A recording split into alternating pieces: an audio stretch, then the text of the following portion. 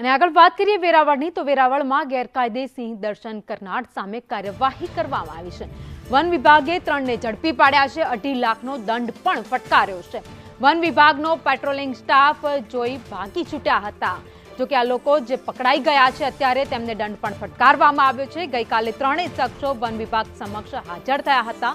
One વિભાગે અટકાયત કરી વધુ તપાસ હાથ ધરી છે। કોઈ અજાણ્યા ઈસમો ગેરધોરણે પ્રવેશ કરી અને સિંહ દર્શન કરવાના ઈરાદાથી આટા ફેરા મારતા હોય એવું જણાઈ આવેલું। સિંહની જે જગ્યા ઉપર સિંહ હતા તે જગ્યા ઉપર ત્યાં તપાસ માટે ગયેલા, તો એ સમય દરમિયાન આ ઈસમો છે એ ત્યાં બરોબર સિંહ દર્શન કરવાની પેરવી કરી રહ્યા હતા। એ સમય દરમિયાન એ લોકો ઝડપાઈ ગયા।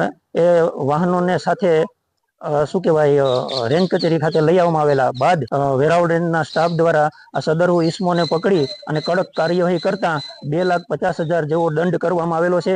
3 આરોપીઓ છે અને એ વેરાવળના બહારકોટ વિસ્તારના હોય અને જે નજીકના વિસ્તારના હોવાથી થોડું ઘણું એમને પણ આ વિસ્તારની જાણકારી હોય, તો અવારનવાર આવી ઘટનાઓ અમને ફરિયાદો મળતી હોય છે।